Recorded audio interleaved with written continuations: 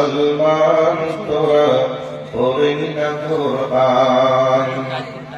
আদেশ নিষেধ কি করেছেন দয়াল রহমান পাক সুবহান। পাঁচ গানা পড়লি সালাত খেয়াল করলি না, রসুলের তরিকায় তাহা হলো কিনা। তর্ক বাহাস করলি কত, ইসলাম করলি না। হাদিস কোরআন পড়লে পাবি হকের সন্ধান। তোরা কেমন মুসলমান, তোরা পড়লি না কোরআন। আদেশ নিষেধ কি করেছেন দয়াল রহমান পাক সুবহান। শ্বশুর শাশুড়ি ভাই ভাবি আর পাড়ার ছেলে ভায়া ভুলে দেখছে টিভি সবাই মিলে একসঙ্গেতে। মুমিনের করো দাবি, মুমিনের করো দাবি। কেমন মুসলমান, তোরা পড়লি না কোরআন। আদেশ নিষেধ কি করেছেন দয়াল রহমান পাক সুবহান। মৌলভী হাজী মুন্সি গাজী, মৌলভী হাজী মুন্সি গাজী, টিভি ভিসিডি সবার বাড়ি। মুমিনের করো দাবি, মুমিনের করো দাবি। কেবল মুসলমান, তোরা পড়লি না কোরআন। আদেশ নিষেধ কি করেছেন দয়াল রহমান পাক সুবহান। ময়দানে করো ইবাদতের ভান, মসজিদ ময়দানে করো ইবাদতের ভান। পীরের দরগায় ঠুকছো মাথা কেঁদে করছো পান। আবার কাবা ছাড়া হজ করতে যাও পাথর চাপের ময়দান। তোরা কেমন মুসলমান, তোরা পড়লি না কোরআন। আদেশ নিষেধ কি করেছেন দয়াল রহমান পাক সুবহান। আদেশ নিষেধ কি করেছেন দয়াল রহমান পাক সুবহান। উপস্থিত আপামর জনসাধারণের নির্বাচিত আজকের চলমান সভার সভাপতি, উপস্থিত আকাশের তারকা সদৃশ উলামায়ে কেরাম, সামনে বসে থাকা ইসলাম পিপাসিত শ্রোতা মণ্ডলী, পর্দার অন্তরালী অবস্থানরতা আমার জননীর জাতি মা ও বোনেরা, সমস্ত রকমের প্রশংসার যিনি মালিক তিনি হলেন আল্লাহ। সেই আল্লাহ পাকের শিখানো ভাষার মাধ্যমে আমরা প্রশংসা আদায় করি, সকলে বলি আলহামদুলিল্লাহ। তারই পরে শান্তি বর্ষিত হোক মহাবিশ্বের মহামানব আশরাফুল আম্বিয়া মেহবুবে কিবরিয়া নবী মুহাম্মদুর রাসূলুল্লাহ সাল্লাল্লাহু আলাইহি ওয়াসাল্লামের উপর আল্লাহুম্মা আমিন। আলহামদুলিল্লাহ। অত্র এলাকার স্বনামধন্য কৃতি সন্তান আজকের সভার সভাপতির মুখ থেকে আমরা জ্বলন্ত ইতিহাস শুনতে পেলাম এবং জ্বলন্ত ঐতিহাসিক বীরকে আমরা চোখের সামনে দেখতে পেলাম। আলহামদুলিল্লাহ। আপনাদের এলাকায় কি করে কোরআন এবং সহিহ সুন্নাহর দাওয়াত কিভাবে পৌঁছেছে আপনাদের কাছে, বাস্তবে কিভাবে এসেছে, কিভাবে দাওয়াত মানুষের কাছে পৌঁছেছেন, ওই ব্যক্তি কোথায় শুয়ে আছে, টোটাল উনি আপনাদের সামনে খাতা কলমে যেভাবে ব্ল্যাকবোর্ডে ছাত্রদেরকে বোঝাই সেভাবে আপনাদেরকে বুঝিয়ে দিলেন। আলহামদুলিল্লাহ। শুনে খুবই ভালো লাগলো, দেখে একটা ঐতিহাসিক বীরকে চোখের সামনে দেখে চোখটাও যেন শান্তি পেল, অন্তরটাও যেন জুড়িয়ে গেল। আলহামদুলিল্লাহ, শাইখের জন্য আল্লাহর কাছে দোয়া রাখি, ওনার সুস্বাস্থ্য কামনা করি এবং হায়াত দারাজ করুক সেই মহান প্রভুর কাছে দোয়া রাখি, এবং যতদিন বাঁচবেন ততদিন যেন মানুষের কাছে কোরআন এবং সুন্নাহ দাওয়াতকে পৌঁছে দিতে পারে, এই দোয়া আল্লাহর কাছে রাখি। আল্লাহ তুমি কবুল করো। ভাই, রাত যথেষ্ট হয়েছে, তবে কয়টা বাজে? 11:30। কতক্ষণ যে আমি বলবো জানি না, আমার পরেও তো একজন বক্তা আছে। হ্যাঁ, আমার পরেও একজন আছে। এখন তো রাত 12টা বেজেও গেল, মাঠেরও 12টা না বাজলে 11:15টার কাছাকাছি, এদিকটা খালি হয়ে গেছে, তাই না? তো যাই হোক, অল্প সময়ের মধ্যে একটা গুরুত্বপূর্ণ বিষয়ের উপরে তত্ত্ববহুল আলোচনা করার চেষ্টা করব। তো আমি যেভাবে বক্তব্য বিষয়টাকে নিয়ে ভূমিকা নিয়ে ওঠার চেষ্টা করছিলাম, বলবো ভাবছিলাম, সেভাবে কথা বলা যাবে না, কারণ অন্যের হক মেরে নিজে খাবো এটাও উচিত হবে না। কারণ আমার পরেও একজন যোগ্য ব্যক্তি এসেছেন, সম্মানীয় ব্যক্তি, ওনার সামনে যদি শ্রোতা না থাকে তাহলে উনিও থাকবে। যাই হোক, আলহামদুলিল্লাহ। তবে আমি যে কোরআন এবং হাদিসের ইবারত পড়েছি ওইদিকে লক্ষ্য রেখে কিছু কথা বলছি। একটু বক্তব্যের বিষয়টিকে মনোযোগ সহকারে শোনা লাগবে। তদানীন্তন সময়ে সাহাবায়ে কেরাম আলাইহিম আজমাইনরা ওইভাবে হাদিস মানতেন যেভাবে রাসূল করিম সাল্লাল্লাহু আলাইহি ওয়াসাল্লাম শিখিয়েছেন। আল্লাহর নবী যেভাবে বলেছেন সেভাবেই তিনারা চলতেন। এই চলাচল দেখে স্বাভাবিক মানুষ মনে হতো না, বরং অস্বাভাবিক মনে করত। এই জন্য তদানীন্তন সময়ের অমুসলিমরা জিজ্ঞাসা করত, তোমরা কারা? সাহাবীরা বলতেন, আমরা মুসলিম, আমরা মুমিন। এই কথা শুনে অমুসলিমরা জিজ্ঞাসা করত, তোমরা কি করো? ওনাদের উত্তর হতো, কোরআনে যা আছে আমরা তা করি। কোরআনে কি আছে? আমরা যেগুলি করছি এগুলি কোরআনেই আছে। তারা ভাবতো, কোরআনে এত সুন্দর কথা আছে, যেই কাজগুলা এরা করে এগুলি কোরআনে আছে, তাহলে নিশ্চয় তো এগুলি স্বাভাবিক মানুষ নয়। আর কোরআনে যদি থেকে থাকে এটা স্বাভাবিক কোনো কিতাব নয়, নিশ্চয় মানুষগুলি অস্বাভাবিক, কোরআন তার থেকেও অস্বাভাবিক। কাজেই তারা আর অন্ধকারে না থেকে তারা সাথে সাথেই ইসলাম কবুল করে নামের পাশে রাদিয়াল্লাহু তাআলা আনহু টাইটেল নিয়ে দুনিয়ার বুক থেকে বিদায় নিয়েছেন। এখন আমাদেরকে অমুসলিমরা যদি জিজ্ঞাসা করে, তোমরা কারা? আমরা গর্ব করে বলবো, আমরা মুসলমান। জিজ্ঞাসা যদি করে, তোমরা কি করো? আমরা যদি বলি, কোরআনে যা আছে আমরা তাই করি। আচ্ছা বলুন, এই কোরআনের দাম বাড়বে না দাম কমবে? কথা একটু বুঝে সুঝে বলবেন। এখন আমাদেরকে যদি কেউ জিজ্ঞাসা করে, তোমরা কারা? আমরা গর্ব করে বলবো, আমরা মুসলমান। তোমরা কি করো? কোরআনে যা আছে তাই করি। এ কথা যদি বলি তাহলে কোরআনের দাম বাড়বে না কমবে? বাড়বে। যাক, কি বলছেন আপনি? বাড়বে বলছেন?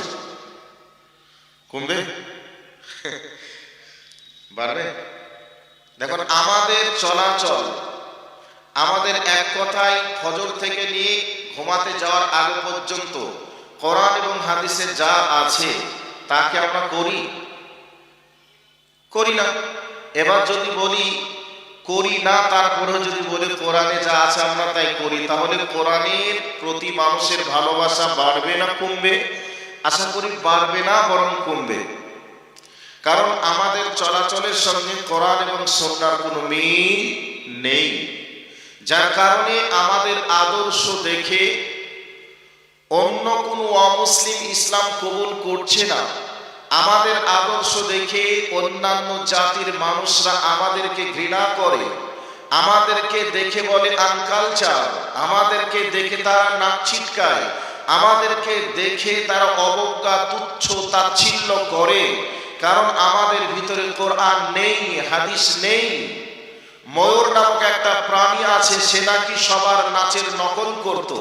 নাচের নকল দেখাতে দেখাতে আসল নাচ সে ভুলে গিয়ে এখন নকল নাচ নিয়ে সে টানাটানি করে।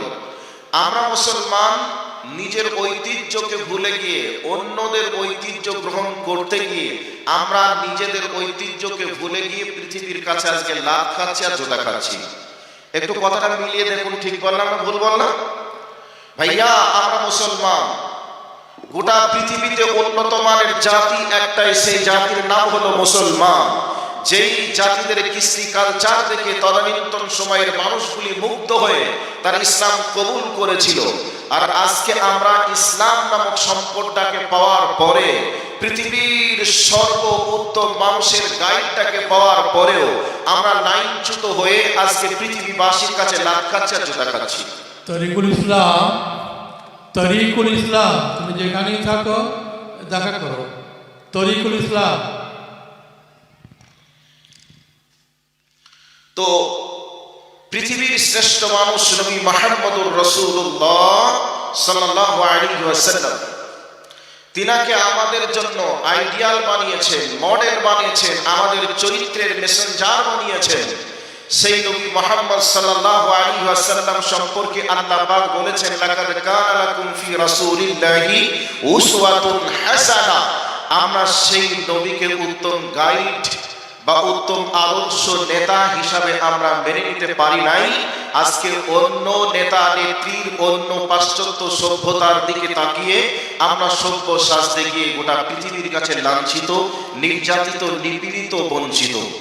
কাজেই আমরা কোরআন এবং হাদিসের দিকে যদি ফিরে আসি, তদানীন্তন সময়ের মানুষ যেহেতু এই ইসলাম এবং নবীর আদর্শ দেখে ইসলাম কবুল করেছিল, আজ পর্যন্ত ইসলামের দিকে প্রভাবিত হয়ে তারা ইসলাম কবুল করতে বাধ্য হবে। কাজেই আমি আপনাদের কাছে যে বিষয়ে কথা বলবো ভাবছি, সেই দিকে এবার একটার পর একটা আমি যাওয়ার চেষ্টা করছি। আমি আপনাদের কাছে সূরা আনফাল থেকে আয়াতে কারিমা পরিবেশন করেছি। ওই সূরা আনফালের দিকে দৃষ্টি আকর্ষণ করার চেষ্টা করছি। আল্লাহ সুবহানাহু ওয়া তাআলা তিনি বলেছেন, এই হাদিস, এই কোরআনের আয়াতে যাওয়ার আগে একটা হাদিস শোনাই।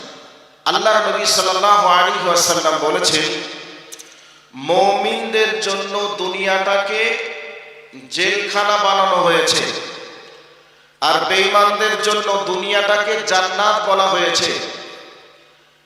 আচ্ছা, জেলখানায় আসামি, জেলখানায় যারা বসবাস করে তারা কি নিজেদের ইচ্ছা অনুযায়ী চলতে পারে, না জেলের যে নিয়ম সেই নিয়মে চলতে হয়? একটা আওয়াজ দেন। জেলের যে নিয়ম সেই নিয়ম মেনেই চলতে হয়। তো মুমিনদের জন্য দুনিয়াটাকে রাসূল বলছেন জেলখানা।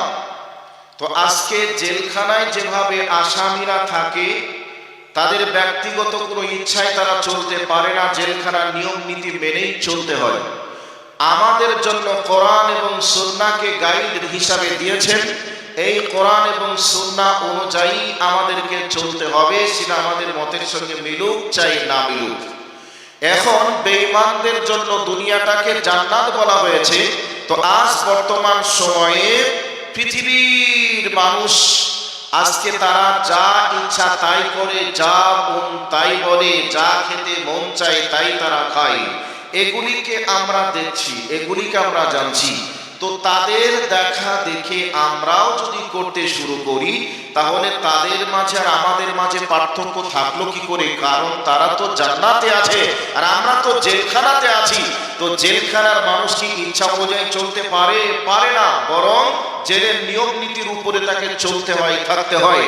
তো আমরা রসুলের হাদিস অনুযায়ী জেলখানায় আছি, আমরা অন্য জাতির মতো স্বাধীনভাবে নিজের মনের মতো যা ইচ্ছা তাই করতে পারি না। এবার একটা উদাহরণ হলো, একটা উট আপনারা দেখেছেন, একটা ঘোড়া আপনারা দেখেছেন, প্রচন্ড শক্তির একটা অধিকারী একটা প্রাণী। এই উট এবং ঘোড়ার মুখে লাগাম পরিয়ে দেওয়ার পরে যদি 8 বছর বাচ্চার হাতে লাগামটাকে দেওয়া হয়, ওই লাগামটা ধরে ক্যাচ করে যেদিকে টান দেয় সেদিকে উটকে ঘোড়াকে যেতে বাধ্য হতে হয়। মুখে যখন লাগামটা পরিয়ে দেয়, উট এবং ঘোড়া বলে যে আমার ব্যক্তিগত কোনো স্বাধীনতা আর নেই, সমস্ত কিছু স্বাধীনতা এই লাগাম যার হাতে রয়েছে তার হাতে, সে যেদিকে চলতে বলবে সেদিকেই আমাকে চলতে বাধ্য হতে হবে।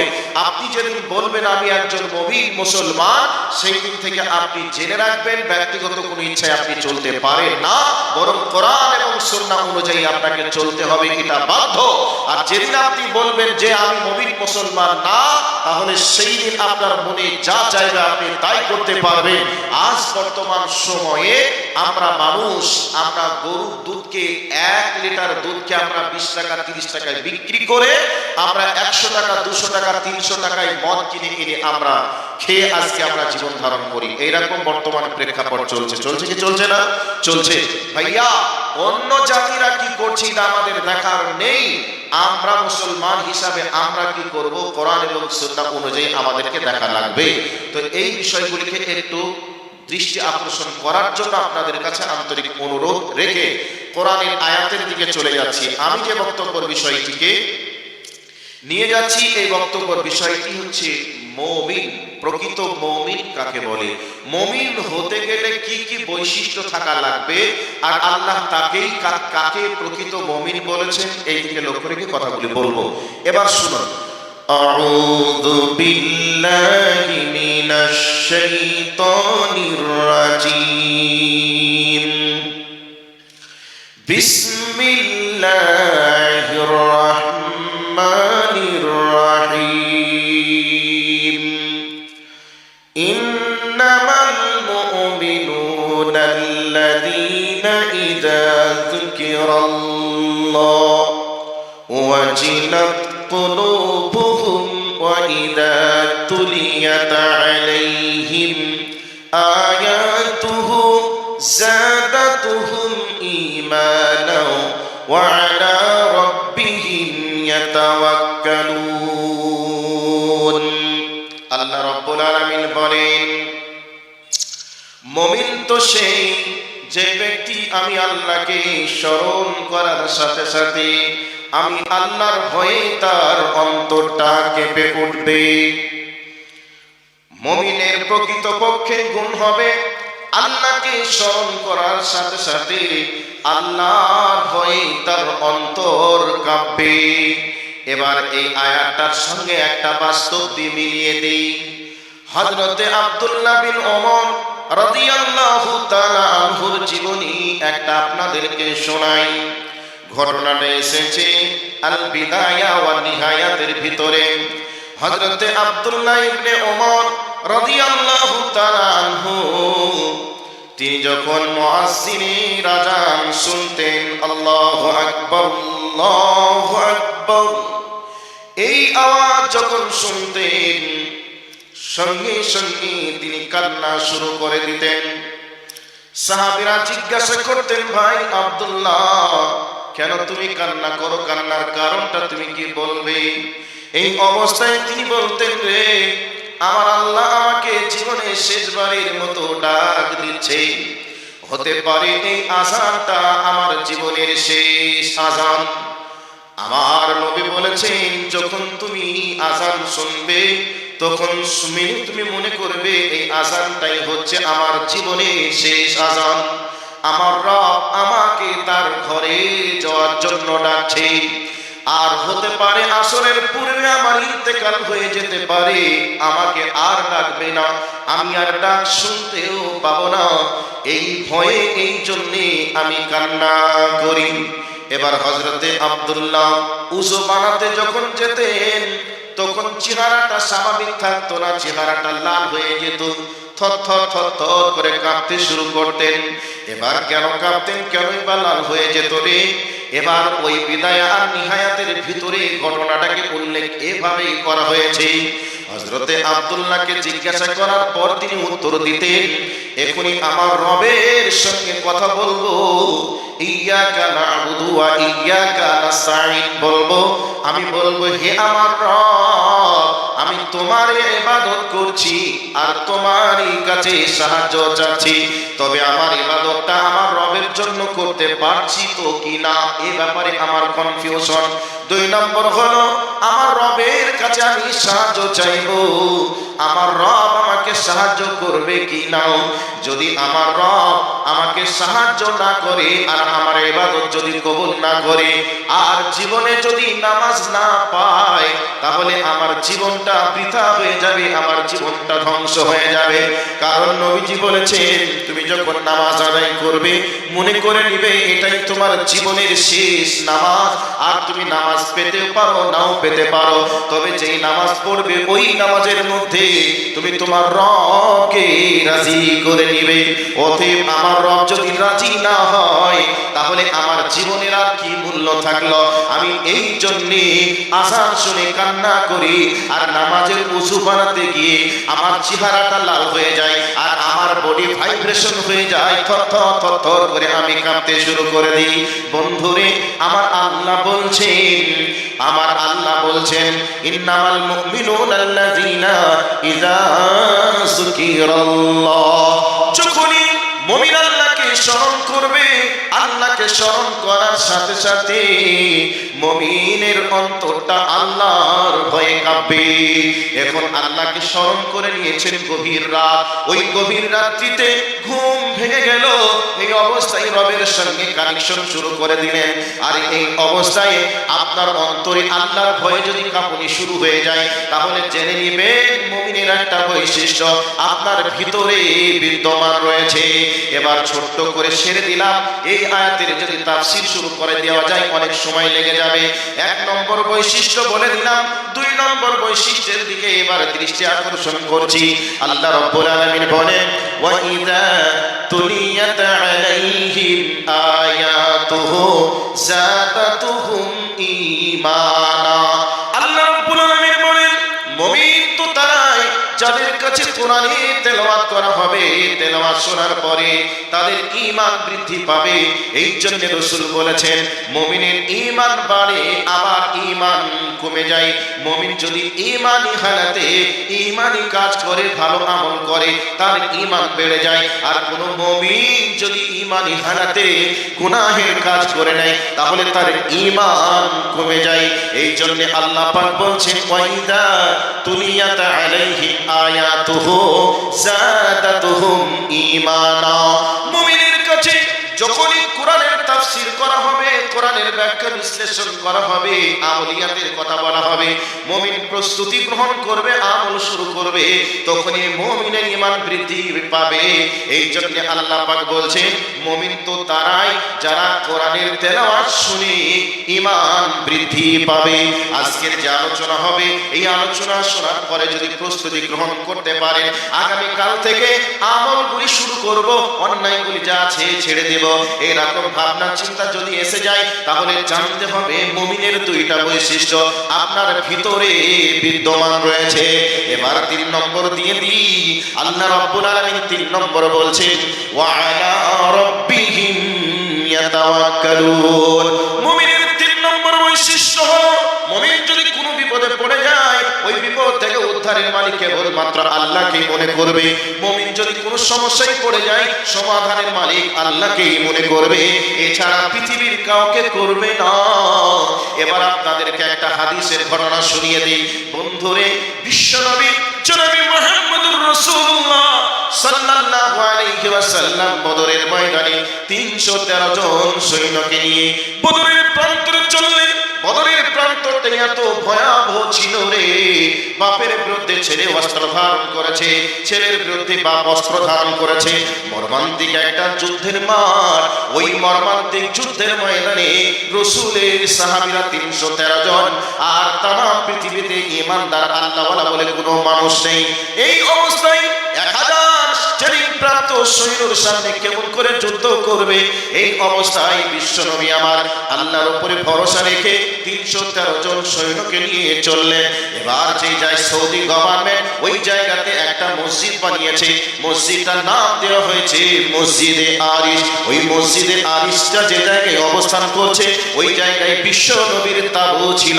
ওই জায়গাতে বিশ্বনবী আমার 313 জন সৈন্যকে নিয়ে আল্লাহর কাছে হাত তুলে দোয়া করতে শুরু করলেন। আল্লাহকে বলছেন, মাবুদ রে, তোমার বান্দার অভাব নেই, তবে শুনে রেখে দাও 313 জন কেবলমাত্র তোমার কালেমার পতাকাকে উড্ডীন করার মতো মানুষ রয়েছে, দ্বীনের দাওয়াত দেওয়ার মতো 313 জন, এছাড়া পৃথিবীতে আর কেউ দ্বীনের দাওয়াতের মানুষ নেই।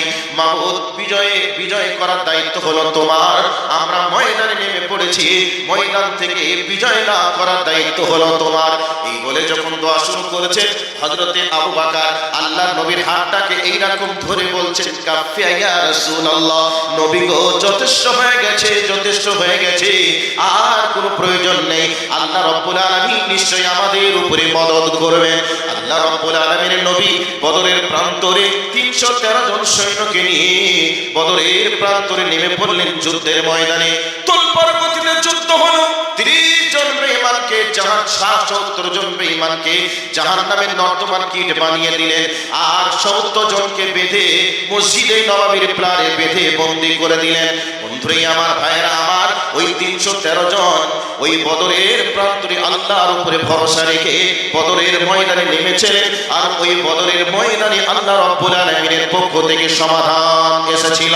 আল্লাহ রাব্বুল আলামিন বলছেন, ওয়া আলা রাব্বিহিম ইয়াতাওয়াক্কালুন, মুমিন, তোমরা যখনই কিছু করবে আমার উপরেই তোমরা ভরসা রাখবে। মুমিন ভরসা কার উপরে রাখবে? আল্লাহর উপরে।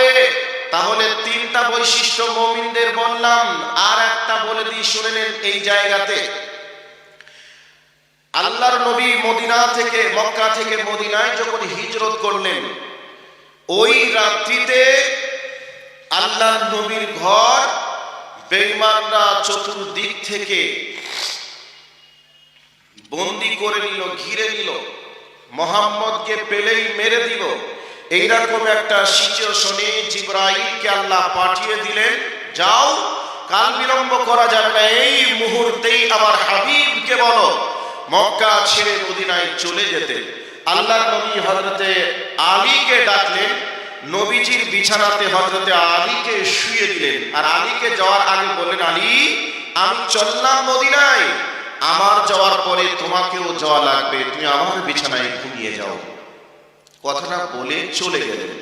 আলী জানেন চতুর্দিকে বেঈমানরা বাড়িটাকে ঘেরাও করে নিয়েছে, বাড়ির ভিতরে প্রবেশ করে মুহাম্মদ বলে আমি আলীকে তারা টুকরো টুকরো করে দিতে পারে, এই সংবাদটা তিনি জানেন।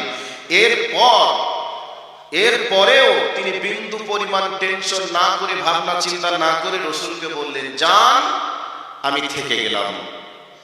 আল্লাহর নবী চলে গেলেন। সাহাবীর আনসার মুহাজিরদের কাছে ঘটনাটা শোনালেন।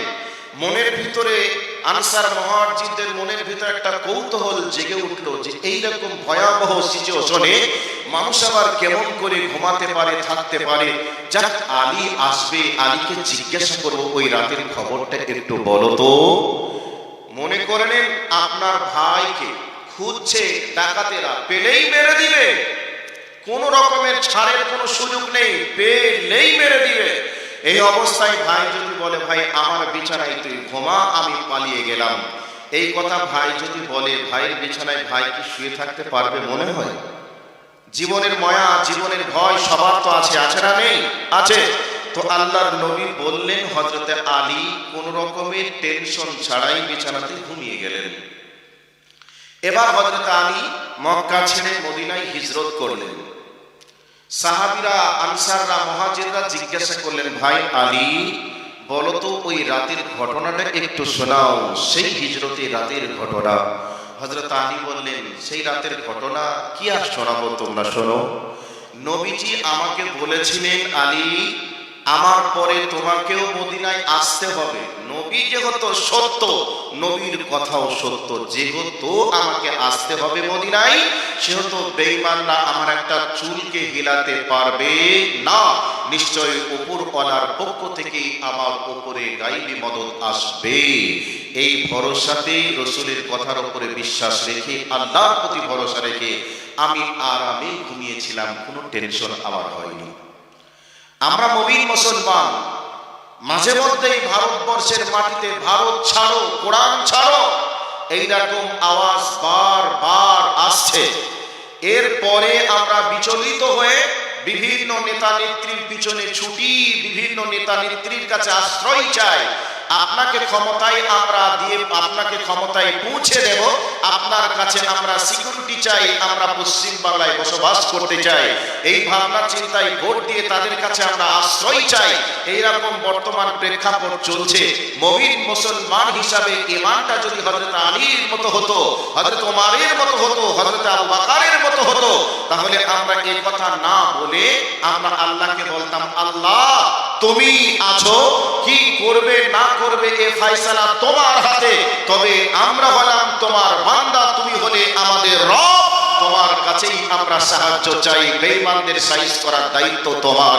এই কথা যদি বলতাম আর আল্লাহর উপরে যদি অটুট ঈমান ভরসা রাখতাম, নিশ্চয়ই উপরওয়ালার পক্ষ থেকে সাহায্য আমরা পেতাম। কথা বলুন ঠিক কিনা? কিন্তু আমরা তো ঈমান হারা হয়ে গেছি, যার কারণে সমস্যায় আমরা পড়েই গেছি। যাই, আল্লাহর কাছে আমরা দোয়া রাখি, আল্লাহ আমাদেরকে বিপদের সময় ধৈর্য ধারণ করা তৌফিক দান করে, সকলে বলি আমিন। তাহলে 3 নম্বর পয়েন্ট আপনাদেরকে শোনালাম, এবার 4 নম্বরে আসবো। 4 নম্বরে কিছু কথা বলবো, মনোযোগ সহকারে কথাগুলিকে শোনার চেষ্টা করবেন। এবার মুমিনের 4 নম্বর বৈশিষ্ট্য, আল্লাহ রাব্বুল আলামিন বলছেন, আল্লাযীনা ইউকিমুনাস সালাতা। আল্লাহ রাব্বুল আলামিন বলেন, মুমিনের 4 নম্বর বৈশিষ্ট্য হলো মুমিনেরা সালাত আদায় করবে। সালাত যদি আদায় না করে সে ব্যক্তি মুমিন না। রাসূল ফাইনাল করে দিয়েছে, বাইনাল আবদে বাইনাল কুফরি তারকুস সালাহ। একজন মুসলমান অপর মুসলমানের মাঝে পার্থক্য হলো সালাত। সালাত আদায় করলে আপনি মুসলমান, আর সালাত আদায় না করলে আপনি মুসলমান না। আবার এদিকে আল্লাহ রাব্বুল আলামিন বলছেন, মুমিনের 4 নম্বর বৈশিষ্ট্য হলো মুমিনেরা সালাত আদায় করবে। সারা বছর সালাত নেই, শ্বশুর মরেছে মাথায় টুপি দিয়ে চললো জানাজায়, গলাবাজি করে এসে বলে দিল তোর থেকে ঈমান আমার মজবুত আছে, যত নামাজি লোক তাদেরকে নিয়ে সমস্যা। এই ধরনের চিৎকার আওয়াজ দেয় অনেক আমরা মুসল্লিকে দেখি না। ভালো করে কথাটা শুনে নেন। আপনার বাবার যদি জমি না থাকে, জমির আলটা আপনার বাবার, এ কথাটাকে মানুষ বিশ্বাস করবে? মানুষ তো বিশ্বাস করতে পারে না, ইবলিশ হয়তো বিশ্বাস করতে পারে, কিন্তু মানুষ হিসাবে কেউ বিশ্বাস করতে পারে না। যার নামাজ নেই তার ঈমান নেই।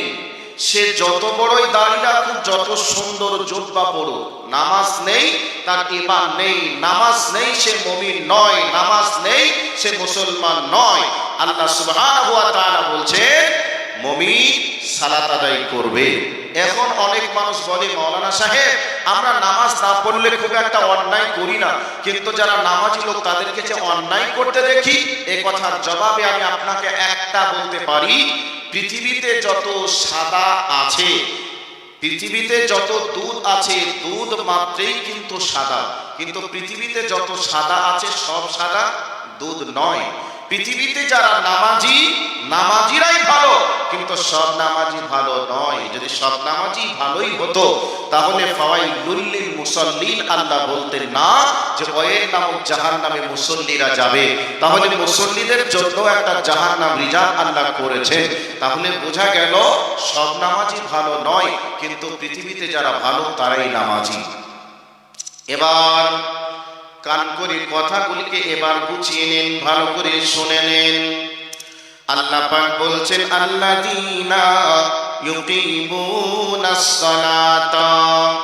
আল্লাহ রাব্বুল আলামিন বলছেন মুমিনের 4 নম্বর বৈশিষ্ট্য হলো তারা সালাত আদায় করবে। শুধু সালাত আদায় করলেই যে সালাত হবে এমনটা নয়। রাসূল এবার বলে দিয়েছেন সাল্লু কামা রাআইতুমুনি ইউসাল্লি, তোমরা ওইভাবে নামাজ আদায় করো, সালাত আদায় করো যেভাবে তোমরা আমাকে সালাত আদায় করতে দেখেছো। এবার একটা হাদিস এখানে দিলাম, এবার আরেকটা হাদিস বলে দিই। আল্লাহর নবীর কাছে একজন সাহাবী সালাত আদায় করার পরে রাসূলকে সালাম জানালেন। রাসূল বললেন ফাসাল্লি ফা ইন্নাকা লাম তুসাল্লি, সালাত আদায় করো কারণ তুমি সালাত আদায় করনি। এই কথাটা একবার নয়, দুইবার নয়, তিনবার বললেন। তিনবার বলার পরে ওই সাহাবী বলছেন ইয়া রাসূলুল্লাহ, আমি এর থেকে ভালো সালাত আদায় করতে জানি না, নবী গো আমাকে ভালো করে সালাতটা শিখিয়ে দেন। বেচারা যদি প্রথমেই বলতেন তাহলে এত কষ্ট করা লাগতো না। এই অবস্থায় নবীজির ভাষাটা কেমন ছিল, নামাজ পড়ো কারণ তুমি নামাজ পড়নি।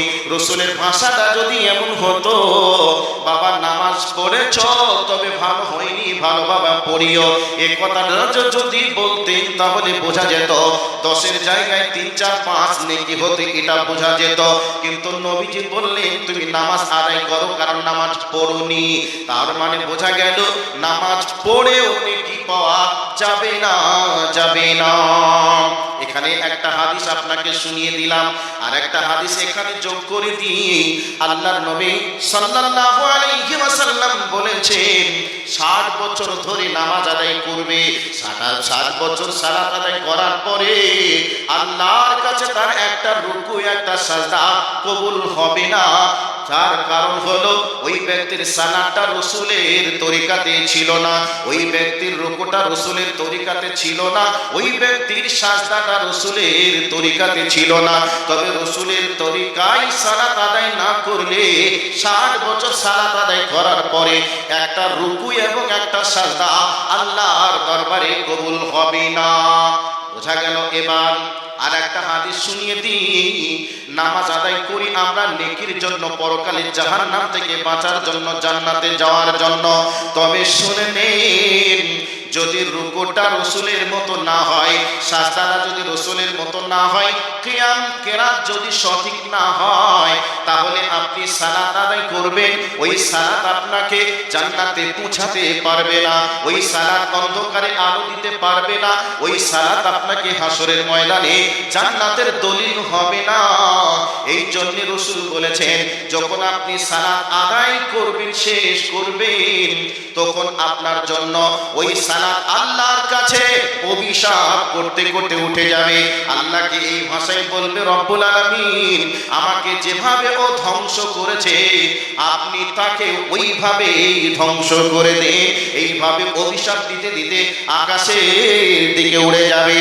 আর যদি আপনার রুকু সাজদা কিয়াম সঠিক মতো হয়ে যায়, তাহলে আপনার সালাত যখন বিদায় নিবে জোনাকি পোকার মতো একটা পোকা আকাশের দিকে আলো দিতে দিতে দিতে দিতে উড়ে যাবে। এই অবস্থায় দোয়া করবে হাফাজাকাল্লাহু কামা হাফাজাতনি, মাবুদ গো ও যেভাবে আমাকে সঠিকভাবে সহি সালামতে আদায় করেছে ওকেও তুমি দুনিয়াতে সহি সালামতে রাখিও। এইভাবে তার নামাজ আপনার জন্য দোয়া করবে, দোয়া করতে করতে আকাশের দিকে উড়ে যাবে।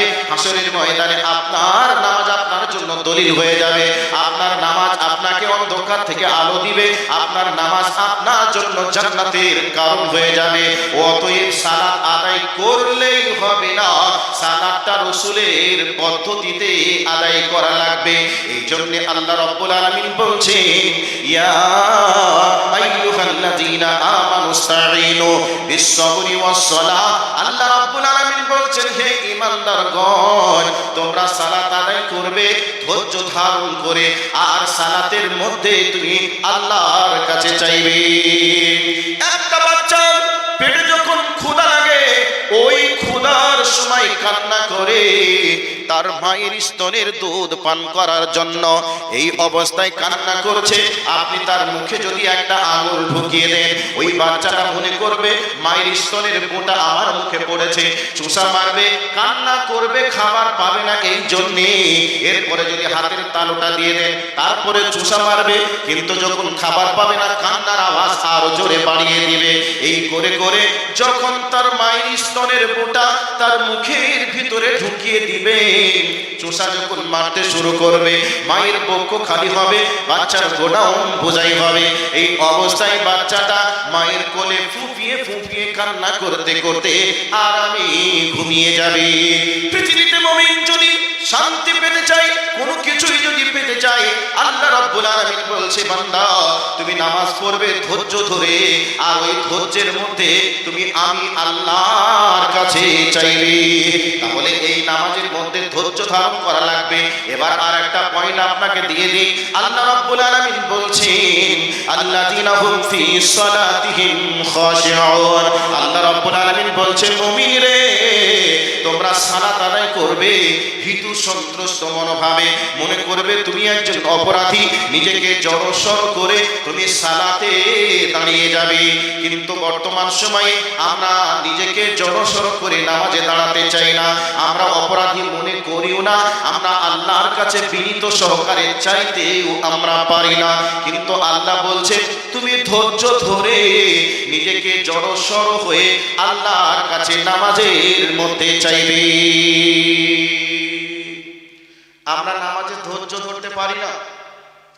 ইমাম সাহেব নামাজ পড়াচ্ছে, যদি সাজদায় গিয়ে 3 বারের জায়গায় 4 বার হয়ে যায়, মামু পিছন থেকে ইমাম সাহেব কি সাজদায় ঘুমিয়ে গেল নাকি রে? যদি তাশাহুদের বৈঠকে মনোযোগ সহকারে দোয়াটা যদি একটু দেরি করে দেয়, তা পিছন থেকে সিগন্যাল দেয়, ইমাম সাহেব মনে হয় তাশাহুদের বৈঠকে বসে বসেই হয়তো ঘুমিয়ে গেছে। এইরকম পজিশন বর্তমান সময়ের মুসল্লিদের। কথা বলো, ঠিক বলছে না ভুল বলছি? এরপরেও ইমাম সাহেব যদি একটু কেরাত বড় করে, তাহলে সালাম ফেরানোর পরে চিৎকার আওয়াজ মুসল্লিদের, কেন এত লম্বা টাইম ধরে আপনি নামাজ পড়াবেন? জানেন না আমরা কর্মব্যস্ত মানুষ, জানেন না আমার হাঁটুই ব্যথা, দাঁড়িয়ে থাকতে পারি না, এই বলে ইমাম সাহেবকে নাম দান করে, ইমাম সাহেবকে অপমান করে। এগুলি আমাদের অভিজ্ঞতা রয়েছে, এগুলো আমরা জানি। করে কি করে না? অথচ ওই ব্যক্তি সামান্য 2 কেজি মেম্বারের কাছ থেকে 2 কিলো ধানের বীজ পাবে, এই জন্য ঘন্টার পর ঘন্টা লাইন ধরে বিডিও অফিস থেকে নিয়ে আসে না, রেশন নিয়ে আসতে গিয়ে সেখানে 2-1 ঘন্টা লাইন ধরে দাঁড়িয়ে থাকে। ওই অবস্থাতে তার ধৈর্য হারা হয় না, হাঁটুতে ব্যথাও থাকে না, কর্মব্যস্তও থাকে না। কিন্তু নামাজ যখন পড়বে, এই অবস্থায় আল্লাহর কাছে চাওয়ার সময়ে একটু বেশি হলেই ইমাম সাহেবের ঘুরিয়ে বিচার হয়। এরকম চলে কি চলে না? চলে। অথচ আল্লাহ বলছেন, তুমি নামাজ যখন পড়বে ধীর স্থিরতার সহিত তুমি নামাজ পড়বে, গভীর আগ্রহ নিয়ে সেই মহান প্রভু আল্লাহর কাছে তুমি চাইবে। এ কথা আল্লাহ শিখিয়েছেন। কিন্তু যে জায়গায় ধৈর্য ধরার কথা, ওই জায়গায় আমাদের ধৈর্য নেই, ওই জায়গায় আমরা ধৈর্য হারা। এবার শুনে রাখুন, এই জায়গায় কথা এসেছে যেহেতু আর একটু বলে দিই। আল্লাহ রাব্বুল আলামিন বলছেন, ইন্নাস সালাতা কানাত আলাল মুমিনিনা কিতাবাম মাওকুতা। আল্লাহ রাব্বুল আলামিন বলছেন, নিশ্চয় আমি মুমিনদের জন্য নামাজের সময় নির্ধারণ করে দিয়েছি। তাহলে যেই টাইমে আল্লাহ নামাজের সময় নির্ধারণ করেছে, ওই সময়েই আমাদেরকে নামাজ আদায় করা লাগবে। এবার যদি বলেন, মাওলানা নামাজের আজান হয়ে গেছে, যদি আধ ঘন্টা 40 মিনিট লেট হয়ে যায় তাহলে কি পড়া যাবে না? অবশ্যই পড়া যাবে। কর্মব্যস্ত মানুষ হিসাবে পড়তে পারি, এ কথা সত্য, কিন্তু এটা ব্যতিক্রম বলে কথা। প্রতিদিন ইচ্ছাকৃতভাবে সময়কে লেট করে পড়া যাবে না, যাবে না। যদি আপনি লেট করে পড়েন তাহলে বোঝা গেল আল্লাহ যে টাইমটা দিয়েছে এই টাইমের উপরে আপনি খুশি নন। নিশ্চয়ই আল্লাহ ভুল করেছে, আর আপনি যেটা করছেন এটাই ঠিক করছেন। অতএব ইচ্ছাকৃতভাবে লেট করা যাবে না। আপনি একজন কৃষক, কৃষিকাজ করছেন, আপনি জানছেন আসান কয়টাই হবে, আপনাকে সময় মতো কৃষিকাজ বন্ধ করতে হবে। একজন ব্যবসায়িক মানুষ, আপনাকে ব্যবসা তখনই বন্ধ করতে হবে যখনই দেখবেন সালাতের সময় হয়ে গেছে। একজন চাকরিজীবী মানুষ, বর্তমান সময়ে এই বিষয়টা আমাদের জন্য অনেক প্রবলেম হয়ে যায়। চাকরিজীবী মানুষ বিভিন্ন অফিসে কাজে কামে ব্যস্ত, এই অবস্থায় হয়তো ছুটি পাওয়া যাবে না, তারপরে নামাজ কিভাবে পড়বো? যদি প্রত্যেক দিন নামাজের বিঘ্নতা ঘটে যায়, নামাজের ডিস্টার্ব হয়ে যায়, ঈমান বাঁচানোর খাতিরে চাকরি ত্যাগ করতে হবে, এরপরে ঈমান ছাড়া যাবে না, যাবে না। আল্লাহ রাব্বুল আলামিন বলছেন ইন্নাস সালাতা কানাত আলাল মুমিনিনা কিতাবাম মাওকুতা, আমি আল্লাহ তোমাদের জন্য নামাজের সময় নির্ধারণ করে দিয়েছি। তাহলে নির্দিষ্ট সময়ে নামাজ পড়তে হবে, আগেই বলে দিয়েছি। ব্যতিক্রম বলে কথা আছে, এদিক ওদিক হয়ে যেতে পারে, কাজে কাজে ব্যস্ত আমরা, তো এই অবস্থায় যদি লেট হয়ে যায় তাহলে কি পড়া যাবে না? পড়া যাবে, মানে পড়তেই হবে, কিন্তু সতর্ক সাবধান, সময়ের উপরে গুরুত্ব দেওয়া লাগবে। বোঝা গেল বিষয়টি? এরপর আরেকটা পয়েন্ট আপনাদেরকে দিচ্ছি, নামাজ ধীর স্থিরতার সহিত পড়া লাগবে, মনোযোগ সহকারে পড়া লাগবে। কেমন ধীর স্থিরতা, কেমন মনোযোগ, আপনাদেরকে এবার কয়েকটি পয়েন্ট নিয়ে কথা বলবো, একটু ভালো করে কান করে শোনার চেষ্টা করবেন। ধরুন সভাপতি সাহেব চলে গেছেন, আরেকজন বসছিলেন, উনিও চলে গেছেন, তো যাই হোক, মনে করে নেন আপনাদের জিনিস জালসার বা সবার সভাপতি, এনার কাছে আমি গিয়ে ব্যস্ততা দেখিয়ে যদি বলি ভাই আমাকে তাড়াতাড়ি 50টা টাকা দিন, আমাকে এই এক্ষুনি রায়গঞ্জ যেতে হবে, আমাকে ট্রেন ধরতে হবে, অমুক করতে হবে, তমুক করতে হবে, এই বলে নানান ব্যস্ততা দেখালাম, এই অবস্থায় উনি বিরক্ত, আমার ব্যস্ততা দেখে বিরক্ত হয়ে উনি আমাকে এভাবে বললেও বলতে পারেন টাকাটা যে আমি দেব আপনাকে, এমন ব্যস্ততা দেখাচ্ছেন মনে হচ্ছে যেন টাকাটা আপনি আমার কাছে রেখে গেছেন, রেখে গেছেন। আপনার ব্যস্ততা আছে, তো আমি কি করবো, যান এখান থেকে, যেখানে পারবেন সেখান থেকে নিয়ে চলে যান, এই বলে অপমান করলেও করতে পারেন, পারেন কি পারেন না? পারেন। এখন যদি আমি ওনাকে বলি ভাই আপনি বড় উপকারী মানুষ, মানুষের বিপদের সময় পাশে দাঁড়ান, আপনি ভালো মানুষ, অতএব আপনার নাম শুনে আপনার কাছে এসেছি, আপনি দয়া করে আমাকে 50টা টাকা দিন, আমার বিপদ হয়ে গেছে, আমাকে এই মুহূর্তেই বাড়ি যাওয়া লাগবে, এই কথাটা যখন এভাবে বলবো তখন যদি 50 টাকা নাও পারে কমপক্ষে অপমান আমাকে করবে না। যুক্তিটা ঠিক আছে? এবার আমরা নামাজে দাঁড়াই, কি বলে নামাজ পড়ি? 5G স্পিডে শুরু হয়ে যায়, সামনে আসছে রমজান মাস, যেই যত জোরে তারাবি পড়াতে পারবে, তারাবি মানে তাড়াতাড়ি, যে যত তাড়াতাড়ি নামাজ শেষ করতে পারবে ওই ইমামে তত প্রমোশন বাড়বে। একটা ইমাম 3-10-এ 3 বার, 3 মানে 3-10-এ 3 বার কোরআনের খতম করে তারাবির নামাজের মাধ্যমে প্রথম 10 দিনের একটা বেতন, দ্বিতীয় 10 দিনে আর একটা বেতন, খতম 3-10 মানে শেষ দশকের আর একটা আলাদা রকমের বেতন। এইরকম বর্তমান সময়ে আমাদের নামাজ চলে, নামাজ চলছে, চলবে, কিন্তু এটা রসুলের নামাজ কিনা এটা আগে দেখা লাগবে। আপনি যখন কোরআনের তেলাওয়াত করবেন তখন ওয়ারাতিলিল কুরআনা তারতিলা, আপনাকে পরস্পরতা বজায় রেখে আপনাকে কোরআনের তেলাওয়াত করতে হবে। কিন্তু বর্তমানে আমরা এরকম ভাবে আল্লাহু আকবার বলে দাঁড়িয়ে যাই, আলহামদুলিল্লাহি রাব্বিল আলামিন আর রহমানির রহিম মালিকি ইয়াউমিদ্দিন ইyyaka না'বুদু ওয়া ইyyaka নাস্তাঈন ইহদিনাস সিরাতাল মুস্তাকিম সিরাতাল লাযিনা আন'আমতা আলাইহিম গায়রিল মাগদুবি আলাইহিম ওয়ালাদ-দাল্লিন।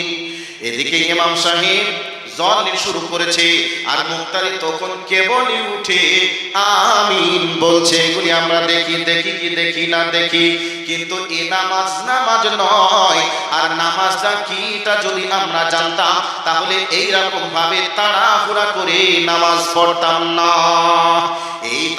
এইভাবে তাড়াতাড়ি নামাজ পড়া মানে আল্লাহকে ব্যস্ততা দেখানো। আল্লাহকে আমরা বোঝাতে চাই, আল্লাহ আমাদের সময়ের অভাব, আমরা ব্যস্ত, এইভাবে পড়ছি, তুমি নাও, এরকম ভাবে বলে আল্লাহকে হয়তো আমরা ব্যস্ততা দেখাচ্ছি। কিন্তু নামাজের মধ্য দিয়ে কি চাই আর নামাজটা কি জিনিস এটা যদি বুঝতাম তাহলে এইরকম ভাবে তাড়াহুড়া আমরা করতাম না। এবার আপনাকে বলে দিই, আল্লাহু আকবার বলে আমরা যখন দাঁড়াই এর মানে হলো আল্লাহ তুমি মহান, আল্লাহ তুমি বড়। এই অবস্থায় আমরা দাঁড়িয়ে বলি আল্লাহুম্মা বা'id বাইনি ওয়া বাইনা খাতায়ায়া কামা বা'আতা বাইনাল মাশরিকি ওয়াল মাগরিবি। দোয়াগুলি যখন আমরা ধীর স্থিরতার সহিত আমরা বলবো, এই অবস্থায় এর অর্থটা কেমন হবে আর এই মনোযোগটা কেমন থাকবে। এই অবস্থায় আমরা বলি আল্লাহ গো, আল্লাহুম্মা বা'id বাইনি ওয়া বাইনা খাতায়ায়া কামা বা'আতা বাইনাল মাশরিকি ওয়াল মাগরিবি। হে আল্লাহ, তুমি আমাকে আর আমার পাপ থেকে তুমি এতটা দূরে রাখো যতটা দূরে পূর্বকে এবং পশ্চিমকে রেখেছো। মাবুদ গো, যেমন জামা কাপড় ময়লা হয়ে গেলে আমরা সার্ফ দিয়ে সাবান দিয়ে ধুয়ে পরিষ্কার করি, ওই রকম ভাবে আমার জিন্দেগীর পাপগুলিকে তুমি বরফের পানি দিয়ে, শিশিরের পানি দিয়ে ধুয়ে মুছে তুমি পরিষ্কার করে আমাকে তুমি নিষ্পাপ বানিয়ে দাও। নামাজের ভিতরে এটা আমরা বলি, কিন্তু কি বলি এটা আমরা জানি না। তো এই অবস্থায় যদি আল্লাহকে ব্যস্ততা দেখায়, আল্লাহকে আমাকে কবুল করবে এটা মনে হবে? মনে হয় গো? মনে হবে না। তো এবার আমরা এরপরে কি বলি? বিসমিল্লাহির রহমানির রহিম, পরম করুণাময় অসীম দয়ালু আল্লাহর নামে শুরু করছি। আলহামদুলিল্লাহি রাব্বিল আলামিন। এর মানে কি? আমরা সূরাতুল ফাতিহা যখন পড়ি প্রত্যেকটা আয়াতের পরে পরে আমাদের রব ফেরেশতাদেরকে সঙ্গে রেখে আমাদের জবাব দেন। এই অবস্থায় আমরা বলি আলহামদুলিল্লাহি রাব্বিল আলামিন।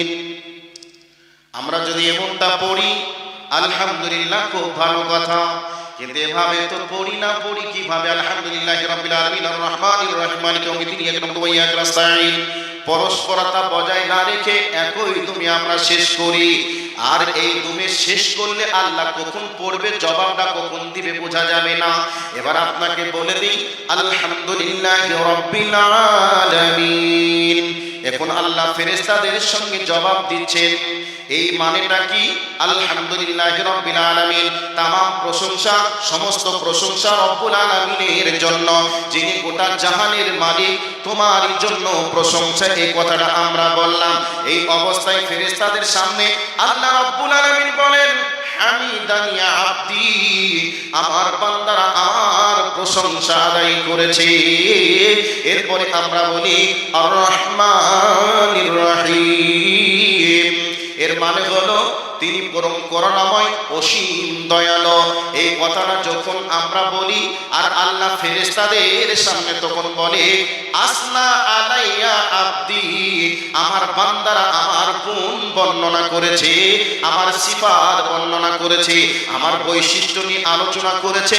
এরপরে আমরা বলি মালিকি ইয়াউমিদ্দিন, কিয়ামত দিবসের মালিক আর কেউ মালিক নয়। ওই কিয়ামতের দিন হবে, ওই দিনের তুমি কেবলমাত্র মালিক।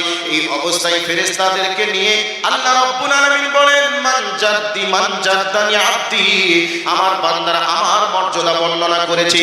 কিয়ামত হবে, এই কথাটা কিয়ামত হবে আমার বান্দারা এখনো পর্যন্ত দেখেনি, কিন্তু কেবলমাত্র আমার কোরআনে এবং নবীর হাদিসে পড়ে জেনেছে। আর ওর জন্য আমি কিয়ামত দিবসের মালিক এটা তারা স্বীকারোক্তি দিয়েছে। ওরে আমার ফেরেশতার দলেরা, তোমরা সাক্ষী থেকো, সাক্ষী থেকো। আমার বান্দারা আমার কাছে যা চাইবে আমার বান্দাদেরকে আমি তাই দিব। এই অবস্থায় আমরা বলছি ইয়্যাকা না'বুদু ওয়া ইয়্যাকা নাস্তাঈন।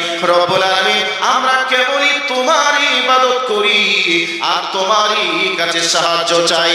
এই অবস্থায় আল্লাহকে যখন আমরা বলি, আমাদের রব যখন বলে বান্দারে এত প্রশংসা তোরা আমার জন্য করছিস আর আমার কোরআনে ইবাদত করছিস আর আমার কাছে এই সাহায্য চাস, তবে বল বল বল আমার কাছে ইবাদত করার পরে কি সাহায্য চাস ওরে আমার গোলামের দলের তোরা বল, আমি তোদেরকে সেই সাহায্যটাই করব। এই অবস্থায় আমরা বলি ইহদিনাস সিরাতাল মুস্তাকিম। রব্বুল আলামিন পৃথিবীতে অসংখ্য পথ দেখিয়েছে শয়তান, অসংখ্য পথ রয়েছে। আল্লাহ গো অসংখ্য পথের পথিক হতে চাই না, আমরা সেই পথের পথিক হতে চাই যেই পথটাকে বলা হয়েছে ইহদিনাস সিরাতাল মুস্তাকিম, সঠিক রাস্তা, সোজা রাস্তা। রব্বুল আলামিন যেই রাস্তায় চললে তোমার জান্নাত পর্যন্ত পৌঁছে যাওয়া যাবে, যেই রাস্তার পথের পথিক হয়ে জান্নাতে চলে গেছে, জান্নাতে মেহমান হয়ে গেছে, রব্বুল আলামিন আমাদেরকে সেই পথের পথিক তুমি বানাও। এইভাবে আমরা আল্লাহর কাছে দোয়া করি নামাজের মধ্যে। আর আল্লাহ রব্বুল আলামিন বলছে বান্দা তোরা সাক্ষী থাক, ওরে আমার ফেরেশতারা সাক্ষী থাক, আমার বান্দারা আমার কাছে যা চাইবে আমার বান্দাদেরকে আমি তাই দিব। এইরকম কথাগুলি আমরা নামাজের ভিতরে বলি।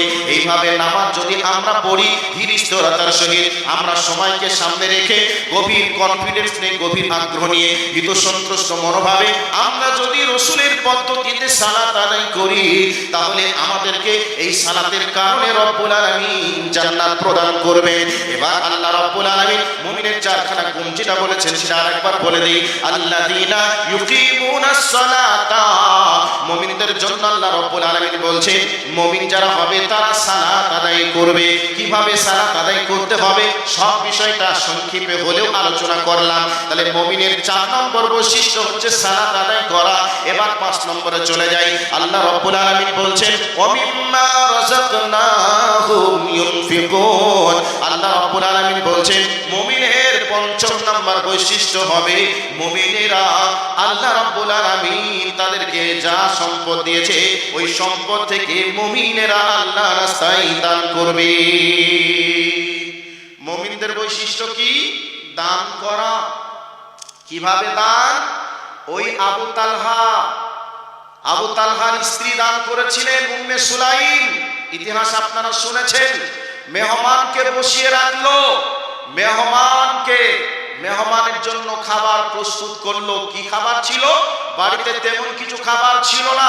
স্বামী যখন বললেন স্বামী যান বাড়িতে কিছু নেই, যা আছে হয়তো একজনের হবে, ছেলে পিলিকে না খেয়ে রেখে দিব, এই অবস্থায় তুমিও যদি খেয়ে নাও তাহলে তো আর খাওয়া সম্ভব হবে না, মেহমানের পেট পুরবে না। অতএব 2 জন স্বামী স্ত্রী মিলে আলোচনা সিদ্ধান্ত গ্রহণ করলো যে মেহমানকে খাবার সামনে দিব, প্রদীপটাকে নিভিয়ে দিব, প্রদীপ জুত করার ভান করে প্রদীপ জুত করতেই থাকবে। এদিকে অন্ধকারে মেহমান ক্ষুধার কারণে পেট পুরে খাবার খেয়ে নিবে, এদিকে খাবার খাওয়া কমপ্লিট আর এদিকে প্রদীপ আবার জ্বালিয়ে দিব। এই অবস্থা আমি করব, তুমি এভাবেই মেহমানকে খাবার দিবে। এইভাবে খাবার দেওয়া হলো, মেহমান খেয়ে পেট পূর্ণ করলেন, এদিকে প্রদীপ জ্বালিয়ে দিলেন। এই দৃশ্যটা আল্লাহর কাছে এত ভালো লেগেছে, আল্লাহ এই দৃশ্যটা দেখে তিনি হেসেছেন। আল্লাহ রাব্বুল আলামিনকে সন্তুষ্ট করার জন্য সাহাবায়ে কেরাম আলাইহিম আজমাইন এভাবে দৃষ্টান্ত রেখেছিলেন। কাজেই আল্লাহ সুবহানাহু ওয়া তাআলা তিনি বলছেন মুমিনের ৫৫ নম্বর বৈশিষ্ট্য হবে মুমিনেরা দান করবে।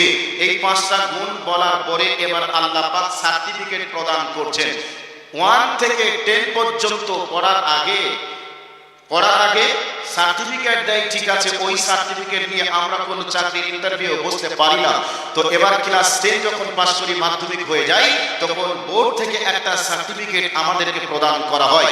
ওই সার্টিফিকেট নিয়ে আপনি যে কোনো জায়গাতে বসতে পারেন চাকরির জন্য। পারেন কি পারেন না? তো আল্লাহ পাক 5টা গুণ বলার পরে এবার তিনি বলছেন উলাইকা হুমুল মুমিনুনা হাক্কা। আল্লাহ রাব্বুল আলামিন এই 5খানা গুণের কথা বলার পর এবার তিনি টাইটেল দিচ্ছেন উলাইকা হুমুল মুমিনুনা হাক্কা। আমি আল্লাহ 5খানা গুণে গুণান্বিত ব্যক্তিদেরকে প্রকৃতপক্ষে মুমিন বলে ঘোষণা করলাম। এবার আপনারা বলবেন ঠিক আছে, সার্টিফিকেট পেলাম, মুমিন বলে ঘোষণা হয়ে গেল, তাহলে এবার কি হবে? ছেলেকে ইঞ্জিনিয়ার বানান, ডাক্তার বানান, প্রফেসর বানান, যাই কিছু বানান, এর উদ্দেশ্য ছেলে আমার ভালো টাকা ইনকাম করবে, ভালো গাড়িতে চাপবে, ভালো গাড়িতে মানে ভালো গাড়িতে চাপবে, ভালো বাড়ি করবে, ভালো মেয়ের সঙ্গে বিবাহ হবে। এইটা তো উদ্দেশ্য না, আর কিছু আছে? আর কিছু নাই, এটাই হচ্ছে উদ্দেশ্য। আল্লাহ রাব্বুল আলামিন বলছে, বান্দা পাঁচখানা গুণ তোমার ভিতরে এসে গেছে, আমি তোমাকে টাইটেল দিয়ে দিলাম, তুমি পূর্ণাঙ্গ মুমিন। এবার মুমিন হয়ে গেলে কি হবে? আল্লাহ পাক বলছেন, লাহুম দারাজাতুন ইনদা রাব্বিহিম ওয়া মাগফিরাতুন ওয়া রিজকুন কারীম।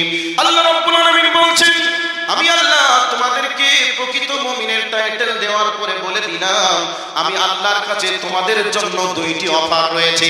এক নম্বর অফার হলো, তোমাদের জিন্দেগিতে যত পাপ রয়েছে এই পাপগুলিকে আমি আল্লাহ ক্ষমা করে দিব, মাফ করে দিব। আর এরপর আমি আল্লাহ তোমাদের জন্য সম্মানের রুজির ব্যবস্থা করব। তাহলে মুমিনদেরকে আল্লাহ দুনিয়াতে সম্মানের রুজি দিবেন এবং আখিরাতেও আল্লাহ মুমিনদেরকে সম্মানের রুজি দিবেন। এটা আল্লাহ রাব্বুল আলামিন কোরআনুল কারীমের মধ্যে বলছেন।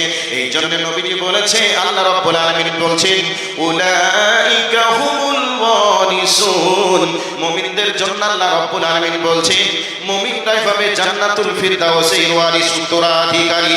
আর মুমিনরা ওই জান্নাতের ভিতরে চিরদিন চিরকাল থাকবে। আর রাসূল বলছেন, ওরে আমার উম্মতেরা, তোমরা যখন জান্নাত চাইবে আল্লাহর কাছে, জান্নাতুল ফিরদাউস চাইবে। আর জান্নাতুল ফিরদাউসটা হচ্ছে জান্নাতের মধ্যে উত্তম জান্নাত। তো এই উত্তম জান্নাতে কে যাবে? মুমিন যাবে। তো মুমিনদের পাঁচখানা গুণের কথা সংক্ষেপে আপনাদের কাছে আলোচনা করলাম।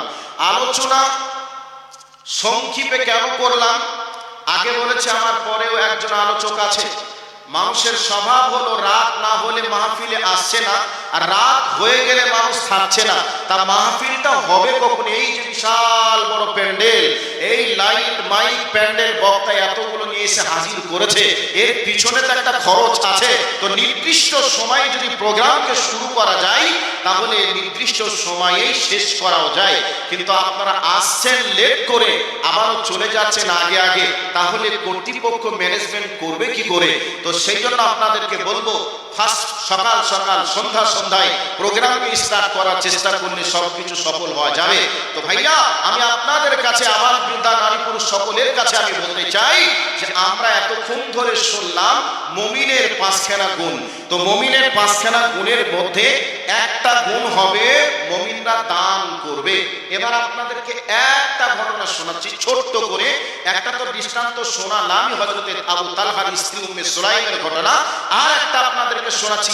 একজনে কেউ উঠবেন না, এই ঘটনাটা আগে শুনবেন, এরপরে উঠবেন, তারপরে কেউ উঠবেন না। এটা আন্তরিক আপনাদের কাছে দাবি রাখলাম, অনুরোধ রাখলাম। মুমিন কাকে বলে বললাম। আর মুমিন না জ্বলন্ত, তারা আল্লাহ আল্লাহ রাসূলের কথার উপরে আমল করেছেন। তার মধ্যে একটা কথা আমি বলছি আপনাদেরকে, সেই কথাটা কি?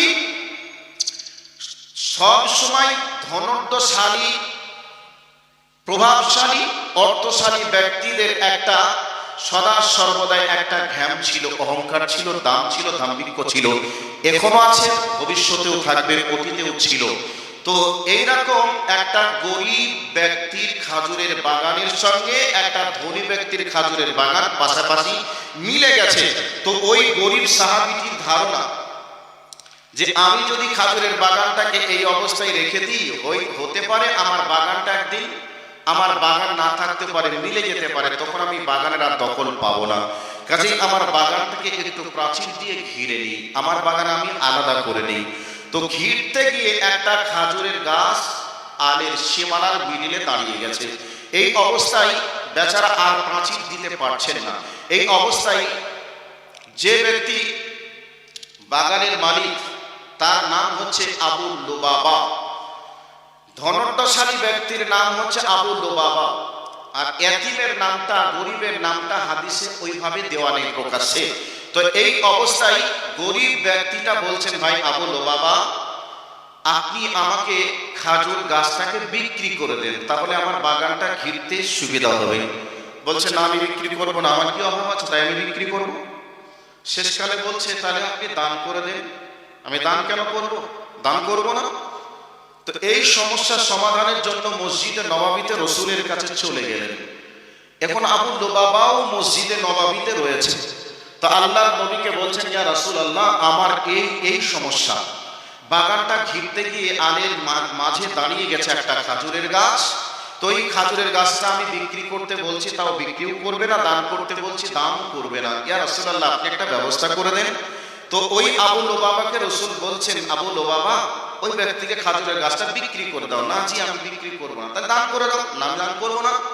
এই অবস্থায় রসুল বলছেন, আবু লুবাবা, যদি তুমি একটা খাজুরের গাছ দান করো, জান্নাতে তোমাকে একটা খাজুর গাছ দেওয়া হবে। সেই খাজুর গাছের ছায়ার প্রশস্ত হবে, একদিন এক রাত একটা দ্রুতগামী প্রাণী ছুটবে, এত বড় ছায়া বিশিষ্ট গাছ তোমাকে দেওয়া হবে। ওই ব্যক্তি কিছু মনেই করলেন না। এই অবস্থায় সৌভাগ্যবান ব্যক্তি একজন বসেছিলেন, নাম তার আবু দাহদা। আবু দাহদা কথাটা শুনে রসুলকে বলছেন, ইয়া রাসূলুল্লাহ, হে দয়ার নবী, এই অফারটা কি আবু লুবাবার জন্য না অন্য কারোর জন্য রয়েছে? এই কথাটা শোনার পর আল্লাহর নবী বললেন, আবু দাহদা, এই অফারটা শুধু ওই ব্যক্তির জন্য নয়, আবু লুবাবার জন্য নয়, বরং এটা অন্যের জন্য। এই অবস্থায় আবু দাহদা বলছেন, ভাই আবু লুবাবা, আপনি কি আমাকে চিনেন? আবু লুবাবা বলছেন, ভাই আপনাকে চিনি। আবু দাহদা বলছেন, ভাই আমার খাজুরের বাগান কি আপনি জানেন, চিনেন? এই অবস্থায় আবু লুবাবা বলছেন, ভাই আপনার বাগান কে না চিনে? মদিনার আপনার খাজুরের বাগান প্রশস্ত বাগান, প্রসিদ্ধ বাগান, অতএব আপনার বাগানকে আমি চিনি। আবু লুবাবার কথা শুনে আবু দাহদা বলছেন, ভাই রে, আমাকে আপনার খাজুরের গাছটা দিয়ে দিন, বিনিময়ে আমার খাজুরের বাগানটা আপনি নিয়ে নিন। আবু লুবাবা মনে করছে হয়তো ইয়ার কি করছে, মজাক করছে, তামাশা করছে। এই অবস্থায় আবু লুবাবা বলছেন, ভাই আপনি কি আমার সঙ্গে ইয়ার কি করছেন? আবু দাহদা বলছেন, ভাই না না না, আমি ইয়ার কি করি না, মজাও করি না। আমার খাজুরের বাগান নিয়ে নিন আর আমাকে ওই খাজুরের গাছটা দিয়ে দেন। এই অবস্থায় আবু লুবাবা লোভ সামলাতে না পেরে বলে দিলেন, বাগানটা, খাজুরের গাছটা আমি দিয়ে দিলাম। আবু দাহদা বলছেন, আমি আপনাকে খাজুরের বাগান দিয়ে দিলাম। এই অবস্থায় আবু দাহদা রাদিয়াল্লাহু তাআলা আনহু এবার রাসূলের মজলিস থেকে চলছেন বাড়ির দিকে। বাড়ির দরজা থেকে, বাড়ির গেটের বাইরে থেকে আবু দাহদা তিনার স্ত্রীকে ডাকছেন, ওরে উম্মে দাহদা, ওরে দাহদার মা, তুমি বাড়ি থেকে চলে এসো, বাড়ি থেকে চলে এসো। এই কথাটা যখন বলছেন ওনার স্ত্রী, তখন বলছেন, স্বামী যান, এইরকম তো বাড়ির বাইরে থেকে ডাক দেয় না, কেন যে বাড়ির ভিতর থেকে বাইরে থেকে ডাক দিচ্ছে, কারণ কি? এই অবস্থায় উম্মে দাহদা বলছেন, স্বামী যান, কি হয়েছে, বাড়ির বাইরে থেকে কেন ডাকছেন, ভিতরে আসেন।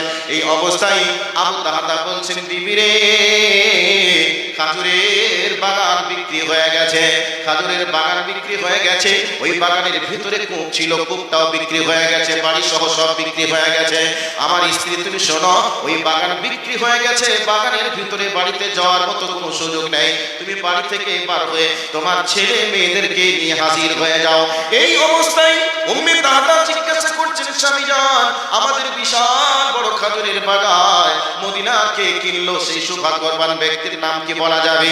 এই অবস্থায় হযরতে আবু দাহদা বলছে, বিবি রে, আমি জান্নাতের খাজুরের বাগানের বিনিময়ে আমার খাজুরের বাগানকে বিক্রি করে দিয়েছি। অতএব এই ঘটনা যখনই শুনলেন ওনার স্ত্রী, তখন বলছেন, স্বামী যান, খাজুরের বাগানের বিনিময়ে, জান্নাতে খাজুরের বাগানের বিনিময়ে আমাদের দুনিয়ার খাজুরের বাগান বিক্রি করে দিয়েছেন, খুব ভালো করেছেন। উনি আনন্দিত হয়ে বাড়ি থেকে ছেলে মেয়েদেরকে নিয়ে বাহির হয়ে চলে আসেন। এই জন্য তাদের নামের পাশে রাদিয়াল্লাহু তাআলা আনহু আনহা টাইটেল যোগ হয়েছে। এই জন্য তামাম পৃথিবী জুড়ে ইসলামের দাওয়াত পৌঁছে গেছে। এই জন্য একজন দার্শনিক বলছেন, ওরে পৃথিবীবাসী, তোরা শুনে নে, তোরা মনে করিস এই কোরআনটা সাদা কাগজে কলমের কালি দিয়ে লেখা। আর আমি দার্শনিক বলছি না না না, কলমের কালি দিয়ে লেখা নয়, বরং এটা শহীদের রক্ত দিয়ে লেখা। শহীদরা রক্ত দিয়েছে বলে এ কোরআন পৃথিবীতে এসেছে। শহীদরা যদি রক্ত না দিত, পৃথিবীতে কোরআন আসতো না, দ্বীন ইসলাম প্রতিষ্ঠিত হতো না, দ্বীন ইসলামকে আমরা পেতাম না। আমার বন্ধুরি, আমার মা খানা বোনেরা, আপনাদেরকে মুমিনের পূর্ণাঙ্গ ট্রেনিং এর কথা 5টা বলেছি, আর 5টার মধ্যে একটা হলো দান করা। এইরকম কথাগুলি রাসূল যখন সাহাবীদের কাছে বলতে, সঙ্গে সঙ্গে সাহাবীদের কাছে যার কাছে যা থাকতো, পজিশনের উপরে দাঁড়িয়ে, প্রয়োজনের উপরে দাঁড়িয়ে সাহাবীরা তাই দিয়ে রাসূলের কাছে হাজির করে দিত। সেই জন্য বলছিলাম, সময় স্বল্পতার কারণে কথাকে দীর্ঘায়িত করতে পারবো না। আমার পিছনে প্রধান বক্তা, আজকের জালসা শেষ বক্তা উনি এসে গেছেন বা আসবেন। সেই জন্য আপনাদেরকে বলছি, এই মাদ্রাসাটা হচ্ছে তাম পৃথিবীর মুসলিম জাতির জন্য ইলেকট্রিক পার হাউস। যেই দিন ইলেকট্রিক পার হাউসে কারেন্ট থাকবে না, সেই দিন দেখবেন গ্রামে কোথাও কারেন্ট থাকবে না। যেদিন পৃথিবী থেকে মাদ্রাসা বিদায় হয়ে যাবে, সেই দিন থেকে পৃথিবীতে ইসলাম নামক কোনো জিনিস থাকবে না। ইসলামের সমস্ত কিছু মাদ্রাসা থেকে শেখানো হয়। এই মাদ্রাসাকে বাঁচানোর জন্য প্রত্যেকটা মুমিন মুসলমানকে এগিয়ে আসতে হবে। কাজেই আপনাদেরকে বলছিলাম, যথেষ্ট দিয়েছে আমার পূর্বের বক্তার হাতে, তো এখনো পর্যন্ত যারা দেননি সকলের কাছে আন্তরিক অনুরোধ থাকবে, মুমিনের 5 নম্বর বৈশিষ্ট্য দান করা। সাহাবীরা কিভাবে দান করেছে ইতিহাস শোনালাম। বাগান দিয়ে দিলেন কিসের জন্য? জান্নাতে খাজুরের একটা গাছ পাবো এই জন্য। তো এই মুমিনের 5 নম্বর বৈশিষ্ট্য হবে দান করা। আর দান করলে বা মুমিনের 5টা বৈশিষ্ট্য যার ভিতরে থাকবে, তাকে আল্লাহ রাব্বুল আলামিন বলেছেন উলাইকা হুমুল মুমিনুন, প্রকৃতপক্ষে মুমিন। আর এই মুমিনরাই যাবে কোথায়? জান্নাতুল ফিরদাউসে।